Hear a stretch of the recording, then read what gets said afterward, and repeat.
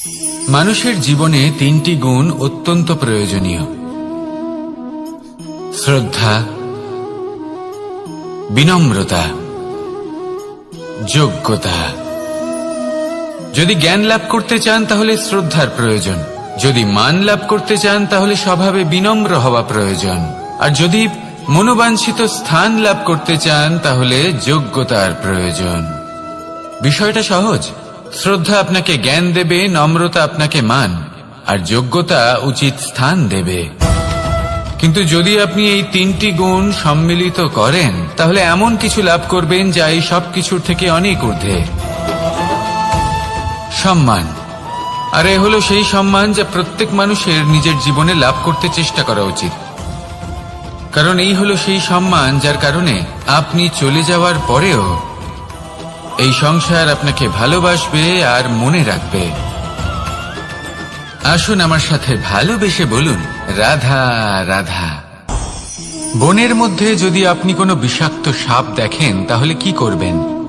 আপনি তখনই তার থেকে দূরে পালাতে চেষ্টা করবেন। আর এটা কেন করবেন? নিজের রক্ষার্থে। এই কথা আমি নয় মেনে নিলাম, কিন্তু নিজের জীবনে এটা করেন না কেন? আপনি যেখানেই যান, যে স্থানেই যান না কেন, প্রত্যেক সময় প্রত্যেক মুহূর্তে এমন বিষাক্ত সাপ আপনি অবশ্যই খুঁজে পাবেন। আর সেই সাপ নয় যাদের আপনি বনে খুঁজে পাবেন, এরা হলো সেই সাপ যা আপনাকে পাপ করতে বাধ্য করবে। আপনার অন্তরের বাসনা, ক্রোধ, অহংকার, লোভ, ঈর্ষা এদের বৃদ্ধি ঘটাবে। দেখুন, বনের এই সাপ আপনাকে একবার ছেড়ে দিতেও পারে, ছোবল নাও মারতে পারে, কিন্তু এই যে পাপরূপী সাপ আছে তা অবশ্যই ছোবল মারবে। কর্ম যদি করেন তাহলে অবশ্যই ফল পাবেন। সেই জন্য যখনই কোথাও যাবেন, যদি এমন কাউকে দেখেন, যদি এমন কিছু দেখেন যে আপনাকে পাপ করতে বাধ্য করছে, তাহলে সেই মুহূর্তে সেখান থেকে পালিয়ে যান। যেমন বনের সাপ দেখে আপনি পালাতে থাকেন। সৎকর্মের রক্ষা অত্যন্ত আবশ্যক। আসুন আর আমার সাথে ভালোবেসে বলুন, রাধা রাধা। যদি কোনো সিংহ বানরের মতো গাছে চড়তে চেষ্টা করে তাহলে কি হবে? একটা মাছ যদি মাটিতে হাঁটতে চেষ্টা করে তাহলে কি হবে? তারা বিফলই হবে। কিন্তু এরকম কেন হয়? তার কারণ হলো প্রকৃতির রচনা কিছুটা এরকম। এখানে প্রত্যেকটি ব্যক্তিকে, প্রত্যেকটি প্রাণীকে আলাদা আলাদা গুণের অধিকারী করা হয়েছে এবং সকলকে একটা সীমাও প্রদান করা হয়েছে। এবার এই যে বৃক্ষ, পশু, পাখি, এদের মধ্যে সেই ক্ষমতাই নেই যে এরা নিজেদের যাচাই করতে পারবে, নিজেদের সীমাগুলো বুঝতে পারবে, নিজেদের সদ্গুণগুলো চিনতে পারবে। এরা সেটা করতে পারবে না। কিন্তু মানুষ তো আলাদা।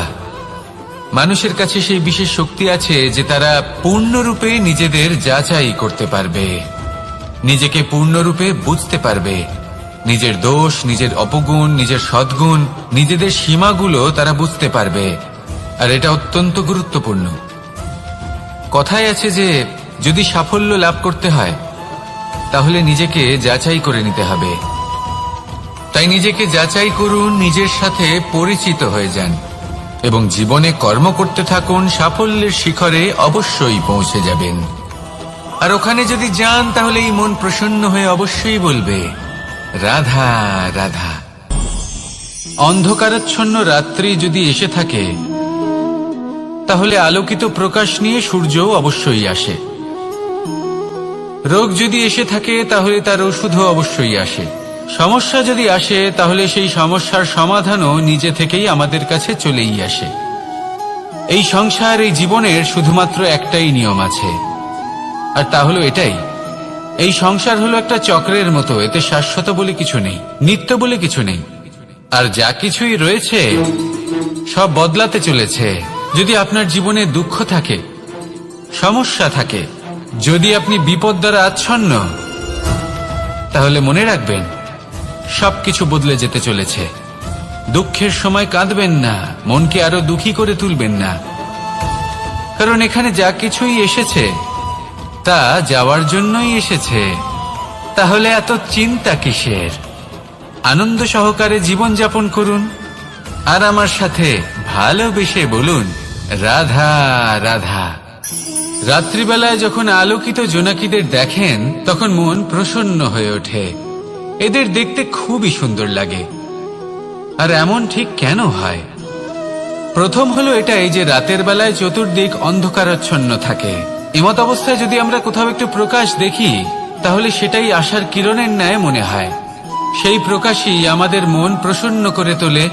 আর সেই জন্য যে সকল মানুষ রাতের বেলায় কোনো জোনাকি দেখতে পান তারা প্রসন্ন হয়ে যান। এবার কখনো কখনো জীবনে আমাদের মনে হয় যে চতুর্দিকে শুধুমাত্র অন্ধকারই হয়ে আছে। প্রত্যেকেরই তা কখনো মনে হয়। আর তখনই আমাদের নিরাশ হলে চলবে না, আমাদের দুঃখী হলে চলবে না। সেই সময় আমাদের খুঁজতে হবে নিজেদের আশেপাশে চতুর্দিকে আর কোথাও না কোথাও আমরা প্রকাশ অবশ্যই দেখতে পাব, আশার একটা কিরণ অবশ্যই দেখতে পাব। কেউ এমন একটা কর্ম করেন যেটা দেখে আমরা প্রেরিত হয়ে যাই। আর এমন কোনো কর্ম যদি আপনারা করেন তাহলে সেই কর্ম আপনার মনকে প্রসন্ন ভাব, আনন্দ এবং ভালোবাসা দ্বারা ভরিয়ে তুলবে। আপনার অন্তরের সেই অন্ধকারের অন্ত করবে, দুঃখেরও অন্ত করবে। আর এই মন প্রসন্ন ভাব নিয়ে বলবে রাধা রাধা। মনুষ্য জীবনের সবথেকে বেশি গুরুত্বপূর্ণ বিষয় হল মনের একাগ্রতা। এই সংসারের যে কটি মহান কার্য সম্পাদন হয়েছে তা হল মনের এই একাগ্রতার একমাত্র ফল। আপনি অবশ্যই দেখে থাকবেন অনেক ছোট বড় নদী যা বয়ে চলে তাদের সামনে একটা বাঁধ নির্মাণ করা হয় সেই সব নদীর জল সঞ্চয় করতে।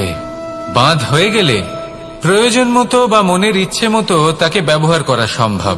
এবার এটাই আমাদের মনের সাথেও সম্ভব। আমাদের মনের একাগ্রতা আজকের দিনে দাঁড়িয়ে বিভিন্ন ধরনের বিকার, ক্রীড়া এবং ভোগের মধ্যে ভাগ হয়ে গেছে।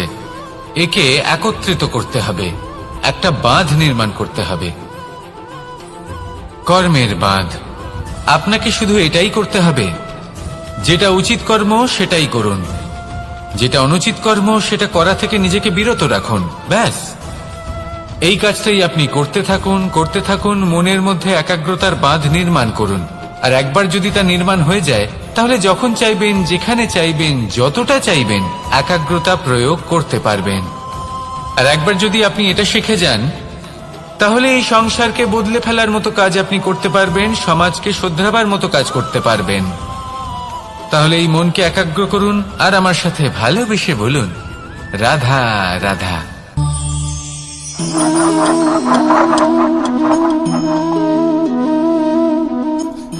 কোনো ব্যক্তিকে নিশ্চয়ই দেখেছেন যিনি নিজে কাঠ কাটার এই কাজে নিপুণ এবং অভিজ্ঞ।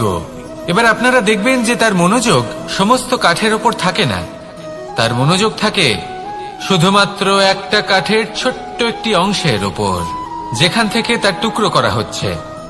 কিন্তু সেটা উনি কেন করেন?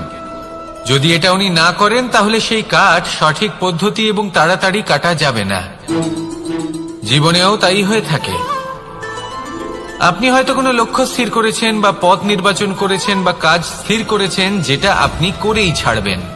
তাহলে নিজের সম্পূর্ণ মনোযোগ শুধুমাত্র তার উপর কেন্দ্রীভূত করুন। যদি আপনার মন এদিক ওদিক তাকাতে থাকে, অস্থির হয়ে পড়ে, বিচলিত হয়ে পড়ে, যদি তা হয়ে থাকে তাহলে আপনি অবশ্যই অসফল হবেন। তাই কর্মঠ থাকুন, নিরন্তর কর্ম করতে থাকুন এবং পূর্ণ মনোযোগ দিয়ে নিজের কাজ করুন। নিজের পথে অগ্রসর হন বা নিজের লক্ষ্য প্রাপ্ত করতে চেষ্টা করুন। তারপর দেখুন কি হয়, কিভাবে উচিত পথে এবং তীব্র গতিতে আপনার লক্ষ্য আপনার কাছেই পৌঁছে যায়। আর আপনার এই মন প্রসন্ন হয়ে বলে রাধা রাধা। কখনো কোনো নদীকে দেখেছেন? একই আকার, একই স্থান, শুধু প্রবাহিত হতে থাকে। এর মধ্যে কখনো কোনো অপদ্রব্য ফেলে দেখুন, দেখবেন সেটা বেশিক্ষণ সেখানে থাকে না। সেটা নদীর সাথে বইতে থাকে আর বয়ে যেতে যেতে সাগরে সমাহিত হয়ে যায় আর শেষ পর্যন্ত সাগর সেটাকে তটে ফেলে দেয়। কিছুটা এমন হওয়া উচিত আমাদের বিচারধারাও। এক স্থানে তা স্থগিত হওয়া উচিত নয়, এটা সবসময় প্রবাহমান হওয়া উচিত। তবেই আমাদের চেতনা, আমাদের মূল্যবোধ এবং আমাদের স্মৃতি এই তিনটি শ্রেষ্ঠ থাকবে। আর এটাই হলো পুকুর এবং নদীর মধ্যে পার্থক্য। নদীতে জল সবসময় বয়ে চলে, সেই জন্য পবিত্র থাকে, শুদ্ধ থাকে এবং পরিষ্কার থাকে। আর সেখানে এই পুকুরের তলদেশে সব জমা হতে থাকে, আর সেই জন্য তা অপবিত্র হয়ে যায়। তাই সবসময় এই বিচারধারা প্রবাহমান রাখুন। যদি মনে কোনো ভাবনা চলে আসে, সেখানেই থেকে যায় এবং বিদ্যে থাকে, তাহলে তা বের করে দিন, তাকেও বয়ে যেতে দিন, এবং তার যা উত্তর হবে তা সময়ের সাথে আপনার সামনেই চলে আসবে। শুধুই নদীর মতো প্রবাহমান হন আর আমার সাথে ভালোবেসে বলুন, রাধা রাধা। এই সংসারে সাফল্য লাভ করার জন্য জ্ঞানের প্রয়োজন হয়, পরিশ্রমের প্রয়োজন হয়, দৃঢ় নিষ্ঠার প্রয়োজন হয়, নিরন্তর চেষ্টা করা প্রয়োজনীয়। কিন্তু আরো কিছু আছে যা অত্যন্ত প্রয়োজনীয় এবং গুরুত্বপূর্ণ। তা হলো ভালো বন্ধু। তাদের থাকা অত্যন্ত প্রয়োজনীয়। যদি ভালো বন্ধু থাকে, তাহলে সময় এলে তারা ঢাল হয়ে আপনাকে সুরক্ষা করবেন। সময় এলে অস্ত্রের মতো শত্রুকে সংহারও করবেন। যদি তিনি জ্ঞানী হন, তাদের মধ্যে সদ্গুণ থাকে, তাহলে এই সব গুণ আপনার মধ্যেও প্রবেশ করবে। তাহলে সাফল্যের জন্য ভালো বন্ধু পাওয়া অত্যন্ত প্রয়োজনীয়। কিন্তু শুধু বন্ধু কেন, ভালো শত্রুও থাকা প্রয়োজনীয়। এবার আপনি ভাববেন, এ আমি কি বললাম? যদি আপনার জীবনেও ভালো অর্থাৎ শক্তিশালী শত্রু থাকে, তাহলে আপনিও শক্তিশালী হতে থাকবেন। এই শত্রু আপনাকে প্রেরিত করবে আরো বেশি শক্তিশালী হয়ে ওঠার।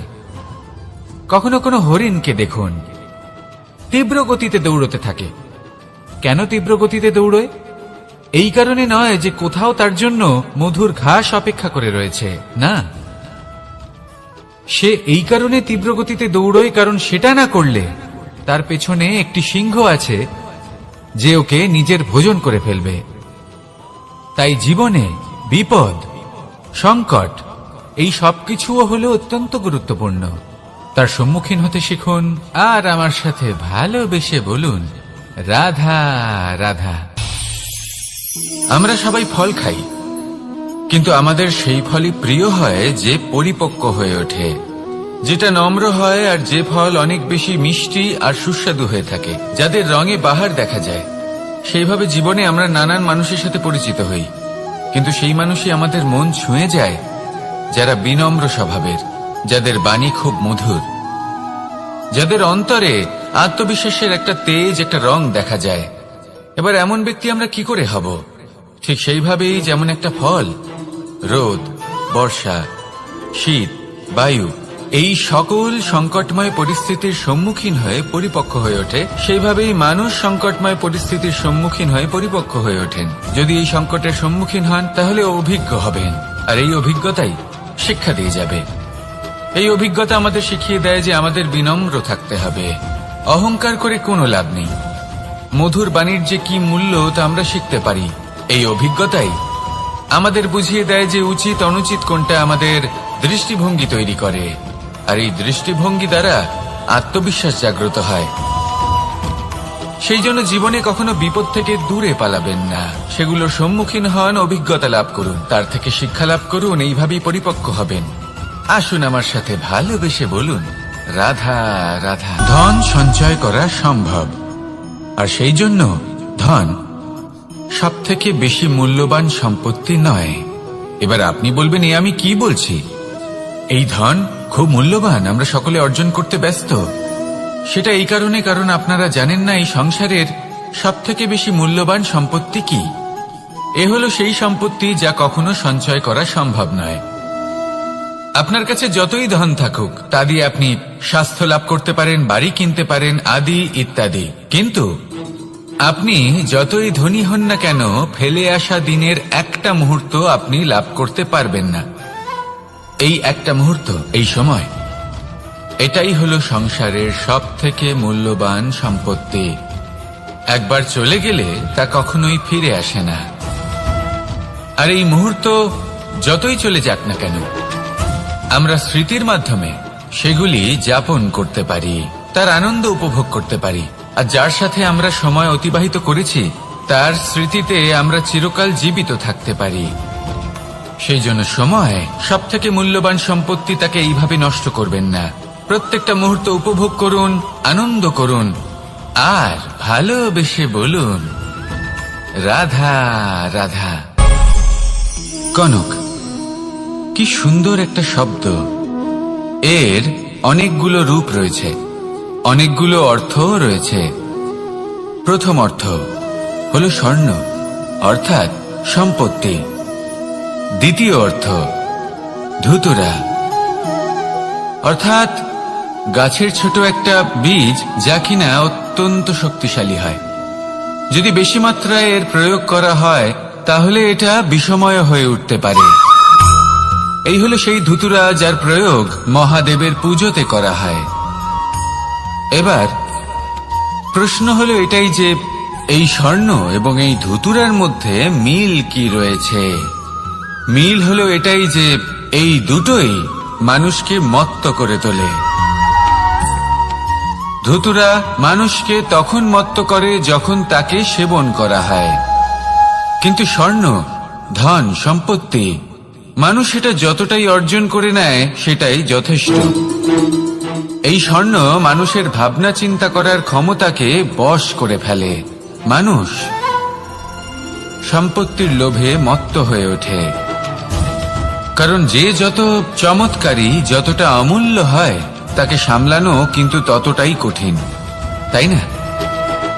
তাই মনে রাখবেন, ধন, স্বর্ণ, সম্পত্তি এগুলো ধুতুরার থেকেও অনেক বেশি বিষাক্ত হতে পারে। তাই এর ওপর আত্মসংযমের একটা কবচ পরিয়ে রাখবেন এবং বিবেকের শক্তির সাথে এগুলো প্রয়োগ করুন, তবেই কল্যাণ হবে। আসুন আমার সাথে ভালোবেসে বলুন, রাধা রাধা। আমার কাছে যশোদা মা যেমন, আমার কাছে দেবকী মা যেমন, আমার কাছে ঠিক তেমনই হলেন গোমাতা। এবার ভেবে দেখার বিষয় হলো এটা যে এই সংসারে অসংখ্য প্রাণী আছে, একজন গাইকে একজন মায়ের মর্যাদা কেন দেওয়া হয়? তাহলে এর অনেকগুলো কারণ আছে। এই গাই অর্থাৎ গোমাতা, এনারা হলেন অত্যন্ত শান্ত, শান্তি প্রিয়, কখনো কারোর কোনো ক্ষতি করতেই পারেন না। গোমাতা যে দুধ নিজের বাছুরকে পান করান সেই দুধই আমাদেরও দেন। সেই দুধ পান করে আমরা শক্তি লাভ করি। এই দুধ থেকে আমরা মাখন, ঘি, পায়েস এইসব সুস্বাদু খাবার লাভ করি। গোমাতার গোবর আমাদের জ্বালানি হিসেবে সাহায্য করে, যার ফলে খুব কম সংখ্যক কাঠ ব্যবহার করা যায় এবং বেশিরভাগ জঙ্গল সুরক্ষিত থাকে। গোমাতার গোমূত্র, সেটাও আমাদের কাছে লাভজনক। এর দ্বারা আমরা অনেক রোগ থেকে মুক্তি লাভ করতে পারি। গোমাতা যখন একটি বাছুরকে জন্ম দেন তখন সেই বড় হয়ে আমাদের ক্ষেত কর্ষণ করে। সেই জন্য গাইকেও জীবনে মায়ের মর্যাদা দেবেন। যতটা সম্ভব তাকে সেবা করুন এবং ভালোবেসে তাকে পালন করুন। এই মন নিজে থেকেই প্রসন্ন হয়ে বলবে, রাধা রাধা। মধু কারই না পছন্দ বলুন তো? অত্যন্ত সুস্বাদু হয় এই মধু, মিষ্টি খেতে হয় এবং তা শক্তিও প্রদান করে। এবং প্রত্যেকটি মিষ্টি পদার্থের মতোই এতেও খুব তাড়াতাড়ি পিঁপড়ে ধরে যায়। অন্যদিকে যদি নুনকে দেখি তাহলে বছরের পর বছর রাখলেও এতে পিঁপড়ে ধরে না। এবার যদি কথা বলি বন্ধুত্বের, তাহলে বন্ধুত্ব নুনের মতো হওয়া উচিত, মধুর মতো নয়। যারা সামনে এলে শুধুমাত্র মধুর মধুর কথা বলবে, পরে এতে পিঁপড়ে ধরে যাবে। এটা নুনের মতো হওয়া উচিত। প্রকৃত বন্ধু হলো সে যে সময় এলে পরে আপনার সামনে আপনার প্রকৃত সত্য তুলে ধরবে, তা সে যতই কঠিন হোক না কেন। আপনার দোষ, আপনার অপগুণ, আপনার খামতি আপনাকে বলতে পারবে, যাতে আপনি সেগুলো শুনে মেনে নিয়ে তারপর নিজেকে শুধরোতে পারেন। এটাই হলো প্রকৃত বন্ধুত্ব। কখনো নিজের জীবনের আশেপাশে মন দিয়ে দেখবেন, অনেক সময় এমন মানুষ থাকেন, অনেক বন্ধু থাকেন যাদের দেখে আমাদের মনে হয় যে এনারা খুব কঠোর, এনাদের কথা খুব কটু। কিন্তু বেশিরভাগ এমন মানুষের মনটা যদি বুঝতে পারেন তাহলে দেখবেন তাতে কোনো মালিন্য নেই। এনাদের মন অত্যন্ত পবিত্র হয়। যদি আপনার জীবনেও এমন কোনো ব্যক্তি থেকে থাকে, এমন বন্ধু থাকে, তাহলে তাদের আগলে রাখুন আর আমার সাথে ভালোবেসে বলুন, রাধা রাধা। যতক্ষণ আমরা এই সংসারে জীবিত ততক্ষণ আমাদের সাথে সবকিছু থাকে। আমাদের ধন, সুখ স্বাচ্ছন্দ্য, আমাদের মিত্রগণ, আমাদের পরিবার, এই সমাজ, এই সবকিছু আমাদের সাথে থাকে। যেদিন আমরা এই সংসারকে ত্যাগ করব, এদের মধ্যে কেউ আমাদের সাথে যাবে না। না ধন, না স্বাচ্ছন্দ্য, না সম্পত্তি। এই সকল মানুষ, এই সমাজ, এরা শুধুমাত্রই শ্মশান পর্যন্ত আমাদের সাথে থাকতে পারবেন। তারপরে যদি আমাদের সাথে কিছু যেতে পারে তাহলে তা শুধুই আমাদের ধর্ম। আর এই সংসারে আমরা নিজেদের যে সুনাম রেখে যাই সেটা সম্ভব শুধুমাত্র কর্মের দ্বারা। সেই জন্য সংসারে যতদিন পর্যন্ত জীবিত আছেন, যদি কিছু অর্জন করতে চান তাহলে ধর্ম অর্জন করুন, ধর্মের বিষয়ে স্পষ্টতা অর্জন করুন এবং কর্ম অর্জন করুন। এটাই হবে আপনার অতীত এবং এটাই হবে আপনার ভবিষ্যৎ, এবং এটাই সকলকে প্রেরণা প্রদান করবে। আসুন আমার সাথে ভালোবেসে বলুন, রাধা রাধা। আমরা যখনই কোনো যাত্রায় যাব বলে মনে করি তখনই আমরা প্রস্তুত থাকি আসন্ন বিপদের জন্য বা সংকটের জন্য। যেমন যদি আমাদের মনে হয় যে আজকের পরিবেশ খুব ঠান্ডা হবে, তাহলে আমরা গরম বস্ত্র ধারণ করি বা সেটাকে সাথে নিয়ে যাই। যদি মনে হয় যে বৃষ্টি হতে পারে বা বৃষ্টি হয়ে চলেছে, আমরা দেখছি, তাহলে আমরা একটা ছাতা সাথে নিয়ে নিই। আমরা প্রস্তুত থাকতে চাই এবং এটাই উচিত, এবং সেই কারণেই আমরা যাত্রায় সাফল্য লাভ করি। কিন্তু যদি আমরা কথা বলি জীবনযাত্রা নিয়ে, যা কিনা সব থেকে বেশি গুরুত্বপূর্ণ, তাহলে তার জন্য আমরা পূর্ণরূপে প্রস্তুত থাকি না। আশেপাশের মানুষ, এই সমাজ, আমাদের সাথী, আমাদের মিত্ররা যে কোনো মুহূর্তে বদলে যেতে পারেন। সেই জন্য আমরা নিজেদেরকে কখনো সাবধান করি না, কখনোই নিজেদের প্রস্তুত করি না। আমাদের এটা কখনোই মনে হয় না যে এরকম হতে পারে, আর সেই কারণেই শেষে গিয়ে আমরা অত্যন্ত দুঃখ পাই। একটা অমূল্য শিক্ষা আছে যেটা আমাদের লাভ করা উচিত, সতর্ক থাকা উচিত। এই জীবনযাত্রার জন্য শুধুমাত্র এই পরিবেশের বিষয়ে তথ্য সংগ্রহ করা বা তাকে অনুমান করা, এটুকু হলেই চলবে না। আমাদের আশেপাশের মানুষজনকে দেখতে হবে, তাদের স্বভাব পরিস্থিতির ওপর নজর রাখতে হবে। যখন তারা রং পাল্টাচ্ছেন নজর রাখতে হবে, তা অত্যন্ত আবশ্যক। পরিবর্তন আপনার জীবনে অবশ্যম্ভাবী, সঠিকভাবে তার সম্মুখীন হন। আসুন আমার সাথে ভালোবেসে বলুন, রাধা রাধা। জীবনে গতি অত্যন্ত গুরুত্বপূর্ণ, মতিও হলো গুরুত্বপূর্ণ, এবং তার থেকেও বেশি গুরুত্বপূর্ণ হলো সঙ্গতি। একটা জলের ফোঁটা, তার মধ্যে গতি থাকে। প্রকৃতির মধ্যে তা লাভ করার ইচ্ছে নিহিত থাকে, কিন্তু এই যে সঙ্গতি, তা নির্ধারিত করে যে এই জলের ফোঁটা ঝিনুকের মুখে পড়ে মুক্তোতে পরিণত হবে নাকি বিষাক্ত সাপের মুখে পড়ে বিষে পরিণত হবে। এবার দেখুন, এই জঞ্জাল স্বর্ণকারের দোকানের সামনেও থাকে এবং জঞ্জাল একজন ব্যবসাদারের দোকানেও থাকে, কিন্তু জঞ্জাল যা স্বর্ণকারের দোকানে থাকে তা ব্যবসাদারের দোকানের জঞ্জালের থেকে অনেক বেশি মূল্যবান, কারণ তার মধ্যে সোনার কণার সঙ্গতি থাকে। সেই জন্য জীবনে সঙ্গতির উপর বিশেষ গুরুত্ব দেবেন। যেমন সঙ্গতি তেমনই আপনি হবেন। আসুন আমার সাথে ভালোবেসে বলুন, রাধা রাধা। দিশা আমাদের পথ প্রদর্শন করে, আর আমরা এই দিশার মধ্যেও পবিত্র অপবিত্র, শুভ অশুভ জিনিস খুঁজে পাই। কিন্তু প্রশ্ন হলো এটাই যে সত্যি কি এই দিশা পবিত্র বা অপবিত্র হয়, শুভ বা অশুভ হয়? সত্যি কথা বলতে দিশা শুধুই একটা দিক মাত্র, কিন্তু সেই দিকে যে ব্যক্তি থাকেন তার কর্ম হয় শুভ হয়, নয় অশুভ হয়।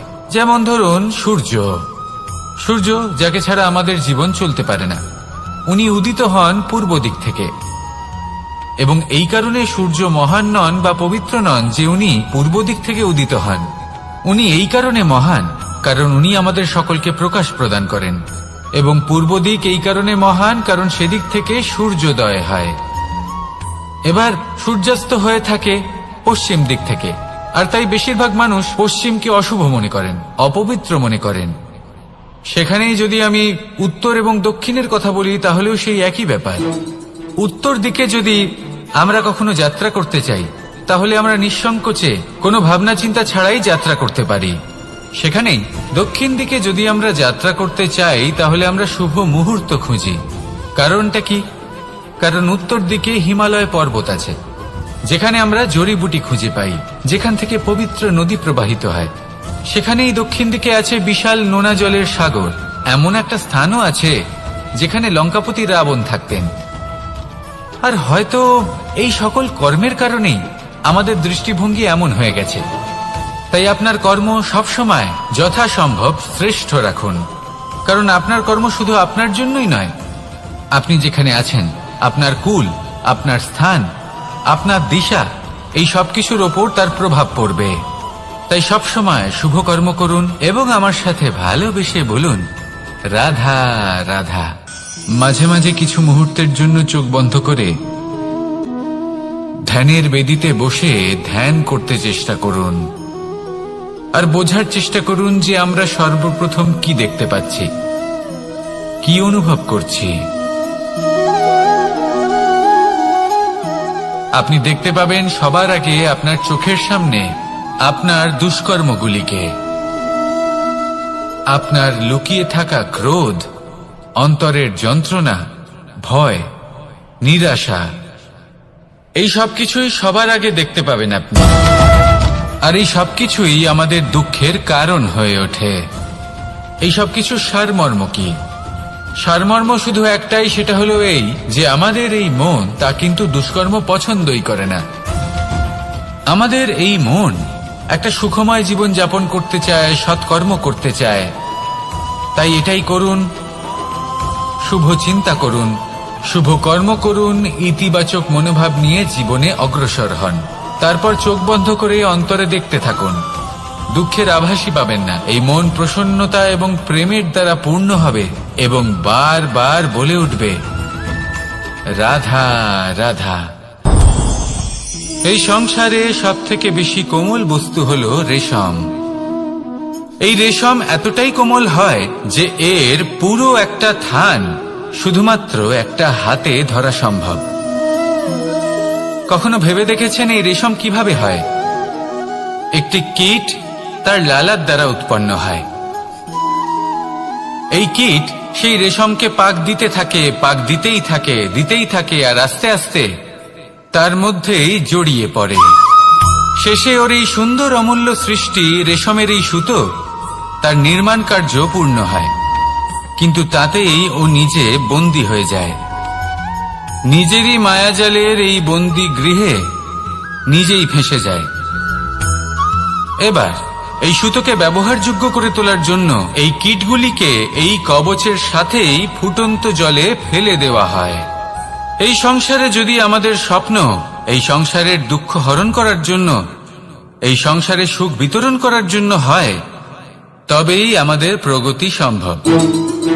যদি আমাদের এই স্বপ্ন শুধুই আমাদের এবং আমাদের স্বার্থ সিদ্ধির জন্য হয়, তাহলে এই স্বপ্ন আমাদের অন্ধ করে দেবে, আমাদের অন্ধকারের পথে নিয়ে যাবে, আর আমরাও সেই কীটের মতো হয়ে যাব।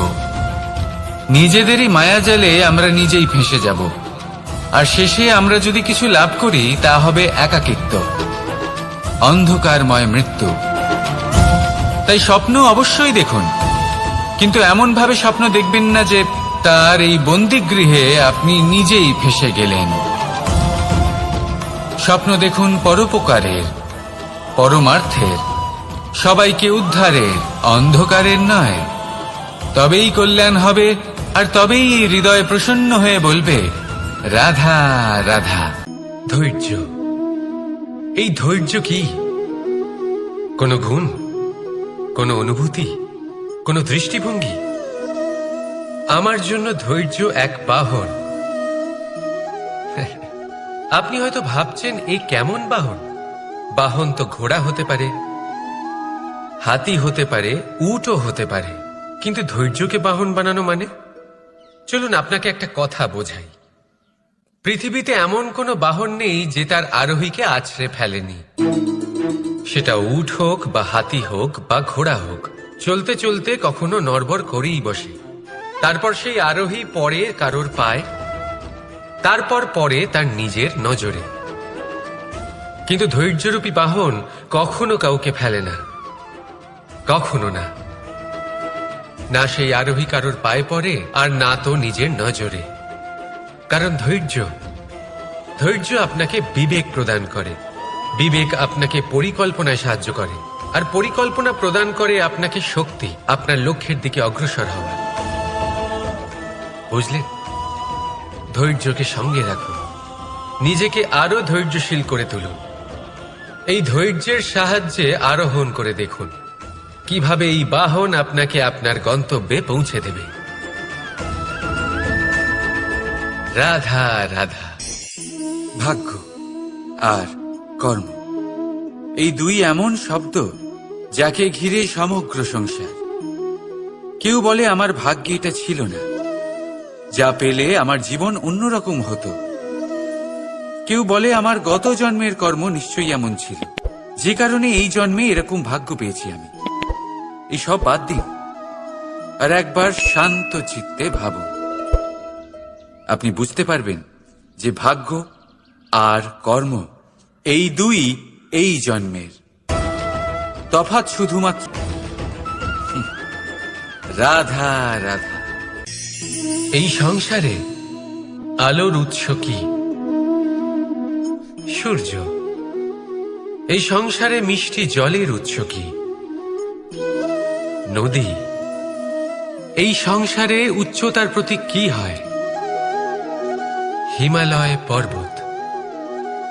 আমরাও জীবনে এরকমই হতে চাই, সূর্যের মতো তেজস্বী হতে চাই, নদীর মতো পূজনীয় হতে চাই, হিমালয় পর্বতের মতো উচ্চতা লাভ করতে চাই। সব ঠিক আছে, কিন্তু তার জন্য আমরা কাজ কি করি? যদি এরকম আমরা হতে চাই, তাহলে সবার আগে সূর্যের মতো নিজেকে উজ্জ্বল করুন। সূর্যের সব থেকে বেশি আলো নিজের অন্তরে থাকে। নদীর মতো নিজের পথ নিজেই তৈরি করুন। পাথরের সাথে ধাক্কা খাওয়ার পরেও থেমে না যাওয়া শিখুন। হিমালয় পর্বতের মতো উচ্চতা লাভ করতে হলে সেটার মতো অটল থাকতে শিখুন। একটা কথা অবশ্যই মনে রাখবেন, নিজেকে জ্বালাবেন, তবেই সংসারকে আলোকিত করতে পারবেন। রাধা রাধা। প্রতীক্ষা, প্রয়াস, এই দুই জীবনের অভিন্ন অঙ্গ। দেখতে গেলে আমরা জীবনে কারোর না কারোর প্রতীক্ষা অবশ্যই করি। সে কোনো ব্যক্তি হোক বা সময় হোক বা কোনো ভাবনা, সবকিছুই হতে পারে। আর দেখতে গেলে সব সময় কেউ না কেউ কিছু প্রয়াসও করে চলেছে। যেমন সাফল্য আসার প্রতীক্ষা, বিফলতা যাতে না আসে তার জন্য প্রয়াস, সুখ আসার প্রতীক্ষা, দুঃখ যাতে না আসে তার জন্য প্রয়াস। এবার প্রতীক্ষা আর প্রয়াসের মধ্যে এক ঘনিষ্ঠ সম্পর্ক রয়েছে, আর তা হল যিনি প্রতীক্ষা করেন তিনি ঠিক তাই পান যা একজন প্রয়াস করা ব্যক্তি পেছনে ফেলে আসে। তাই প্রতীক্ষা নয়, প্রয়াস করুন। এই প্রয়াসের মধ্যেই সুখের চাবিকাঠি রয়েছে। রাধা রাধা। মানুষ কর্ম করেন। আমি বারংবার বলি যে ফলের আশা করবেন না। তাও মানুষ কোথাও না কোথাও নিজের কর্মের বদলে কোনো না কোনো ফলের আশা অবশ্যই রাখেন। কখনো তিনি সফল হন, কখনো অসফল। সেই জন্যই আমি বলি যে ফলের আশা কখনো রাখবেন না, কারণ সাফল্য বা অসফলতা মনের মধ্যে রাখলে কখনো কোনো লাভ হয় না। যদি সাফল্য মনের মধ্যে রাখেন তাহলে অহংকার জন্ম নেবে। যদি অসফলতা মনের মধ্যে রাখেন তাহলে এক হীনমন্যতায় আপনি ভুগবেন, যা দিয়ে কোনো শুভকর্ম হবে না। সেই জন্য শুধুই কর্ম করে যান, কর্মেই মগ্ন থাকুন। আর আসুন আমার সাথে ভালোবেসে বলুন, রাধা রাধা।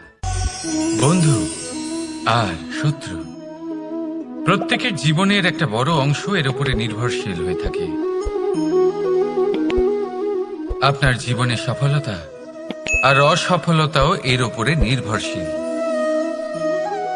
কিন্তু এই বন্ধু এবং শত্রুদের খুঁজে পাওয়ার জন্য আপনাদের বাইরে যাওয়ার প্রয়োজন নেই, কারণ এরা স্বয়ং আপনার ভেতরেই আছে। আপনি যদি বিনম্র থাকেন, যদি আপনি নিরন্তর প্রয়াস করতে পারেন, তাহলে আপনার কোনো বন্ধুর প্রয়োজন নেই। যদি আপনার মধ্যে অহংকার থাকে, যদি প্রতি কথায় আপনার মধ্যে ক্রোধ উৎপন্ন হয়, তাহলে আপনার শত্রুর কোনো প্রয়োজনই নেই। নিজের অন্তরের এই বন্ধু ও শত্রুকে চিনুন, আর আমার সাথে ভালোবেসে বলুন, রাধা রাধা। একে চিনতে পারলেন? একে কুঠার বলা হয়। আপনারা জীবনে কোথাও না কোথাও কোনো না কোনো রূপে এটা দেখেই থাকবেন। একটা ব্যাপার নিশ্চিত, এই কুঠার ছাড়া কোনো বৃক্ষকে কাটতে পারা সরল নয়। এবার আপনি কখনো এটা ভেবেছেন, এই কুঠার, এর এই অংশ, এর মুখটাই যদি না থাকে তাহলে কি হবে? এ শুধুমাত্র কোনো বৃক্ষই নয়, তার কোনো ডালও কাটতে সক্ষম হবে না। এবারে ভাবুন, এই শুকনো কাঠের হাতল এ আমরা কোত্থেকে পেলাম? কোনো এক বৃক্ষ থেকেই। সেই ডাল যাকে কেটে ফেলা হয়েছিল এক বৃক্ষকে কাটার জন্য, এই ডালই শস্ত্ররূপে প্রস্তুত। আমাদের জীবনে আমাদের প্রিয়জন, আমাদের আপনজন যখন সময় কখনো কখনো তাদের সঙ্গ না দেয়, যদি তারা দৈন দশায় থাকেন, তাহলে তাদের সঙ্গ কখনো ছাড়বেন না। ওনাদের প্রয়োজন শুধুমাত্র মনোবল। তা তাদের দিন, তাদের সাহায্য করা আপনার কর্তব্য। হয়তো তাদের সাথে থেকে আপনার কোনো লাভ হবে না, কিন্তু তাদের দূরে থাকাতে আপনার ক্ষতি অবশ্যই হতে পারে। সর্বদা সাহায্য করুন, সঠিক সময় আসলে তা আপনার সহায়ক অবশ্যই হবে। রাধা রাধা। আমাদের মধ্যে বেশিরভাগ মানুষেরই এই অভিযোগ থাকে যে মানুষ তখনই আমাদের স্মরণ করেন যখন সেই সময় আসে যখন আমাদেরকে প্রয়োজন হয়, যখন কোনো কাজ থাকে। যখনই এই সময় পেরিয়ে যায়, তাদের কার্যসিদ্ধি হয়ে যায়, তারা আমাদের থেকে দূরে চলে যান, ভুলে যান আমাদের। এবার এই বিষয়ে ভেবে খারাপ অবশ্যই লাগে। এই পরিস্থিতিকেই অন্য এক দৃষ্টিভঙ্গি দিয়ে দেখার চেষ্টা করুন। মনে রাখবেন, মানুষ প্রদীপের সন্ধান তখনই করেন যখন তার জীবনে অন্ধকার থাকে। আপনি প্রসন্ন হয়ে উঠুন, কারণ আপনার কাছে সেই সুযোগ আছে যে কারোর জীবনে প্রকাশের কিরণ আনতে পারছেন, কাউকে সঠিক পথ দেখাতে পারছেন, কারোর সহযোগিতা করতে পারছেন, এই পুণ্য অর্জন করতে পারছেন। কারোর থেকে কোনো আশা রাখার দরকার নেই। যার আপনাকে যতটা প্রয়োজন তাকে ততটাই সাহায্য করুন, ততটাই সবাইকে প্রেম বিতরণ করুন। আর এই প্রেমের ভাব নিয়েই আমার সাথে বলুন, রাধা রাধা। এটা সেই নৌকার প্রতিরূপ যা আমাদের নদী পার করায়। এবার বিষয়টা একটু ভেবে দেখুন, সেই বিশাল নৌকা যা আমাদের নদী পার করায়, সেটার নির্মাণ নদীতে নয়, ডাঙায় হয়। আর যদি আমরা এটাকে নদী অবধি পৌঁছতে চাই, তাহলে আমাদের দরকার পড়ে কোনো গরুর গাড়ির অথবা ঘোড়ার গাড়ির। তার সাহায্যে একে বহন করা হয়। এবার পথে যদি কোনো জলধারা আসে, কোনো নদী আসে, আর সেটাকে পার করতে হয়, তাহলে তখন সেই নৌকার ওপরে গাড়ি রাখা হয়, তারপর তাকে পার করা হয়।